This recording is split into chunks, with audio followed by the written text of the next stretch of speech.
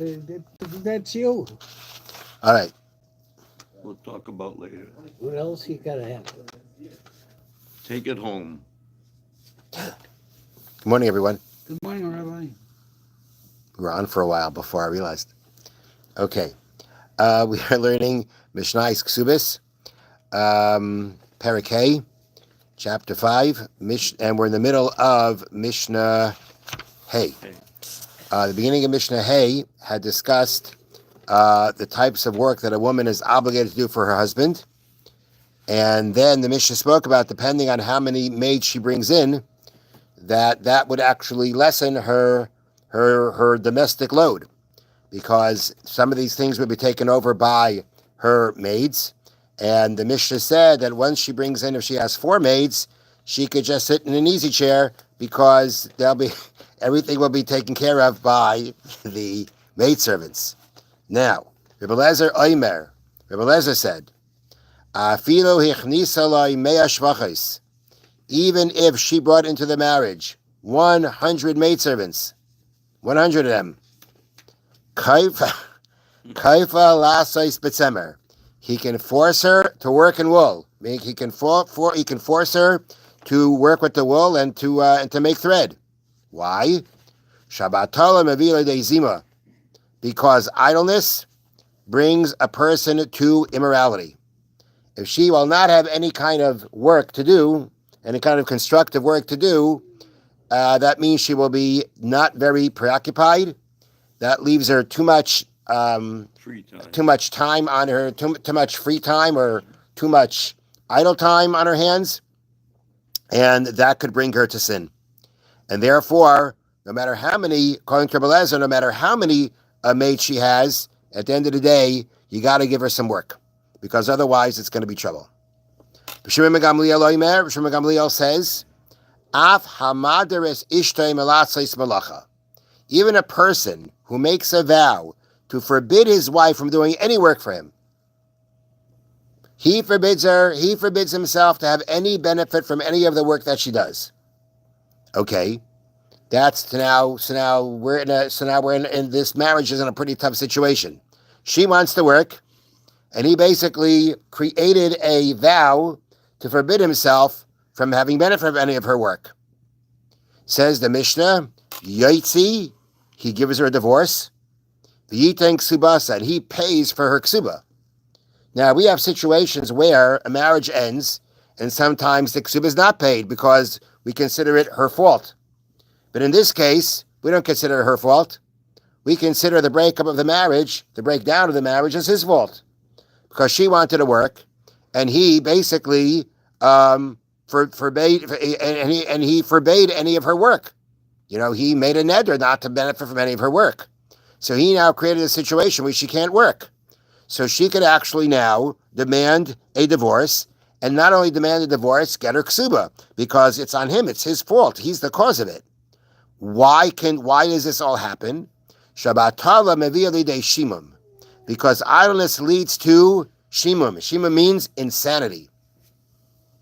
So therefore, if he basically creates a situation where she wants to work and she can't work, she can say, I don't want to go crazy, and she can therefore demand a divorce, and we consider it his fault, and he's not going to have to pay the ksuba.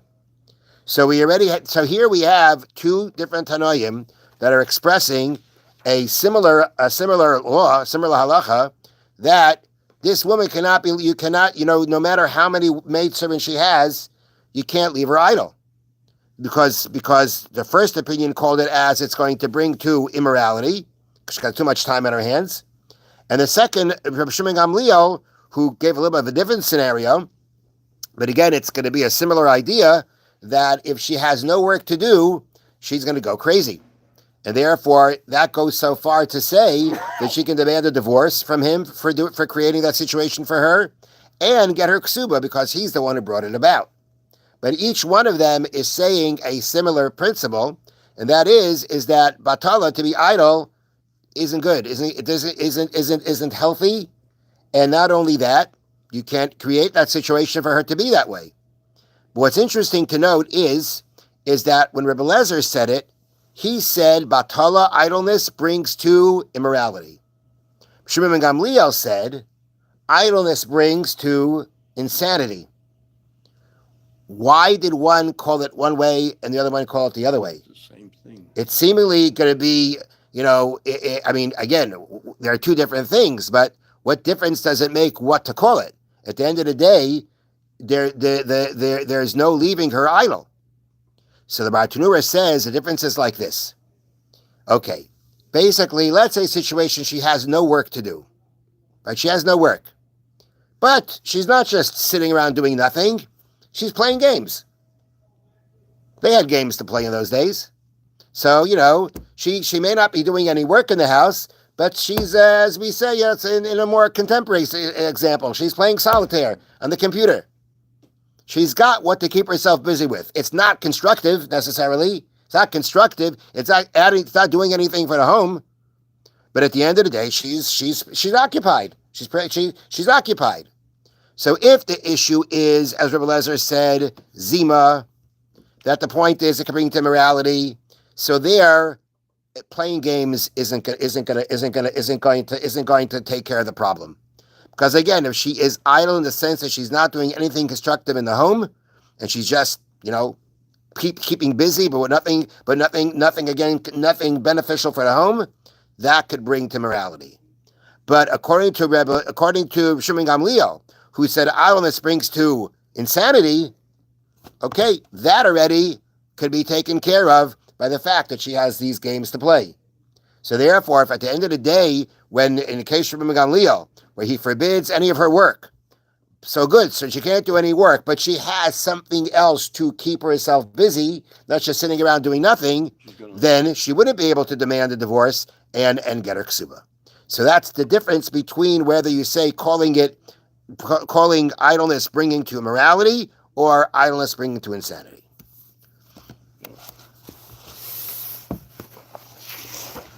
Okay.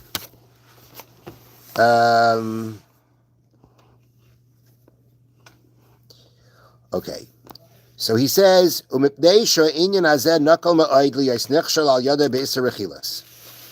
that this whole discussion we've been having about basically telling somebody else about how somebody could be damaging them, wants to damage them, wants to hurt them, and as he mentioned before, there are a lot of details that have to be met, and therefore it's very easy to stumble and not do this correctly. Okay, therefore he says we're going to have to give a number of examples, illustrations, and to expand upon them. So that anybody who, uses his seichel, uses intelligence, will be able to compare other scenarios to the ones that he's going to give.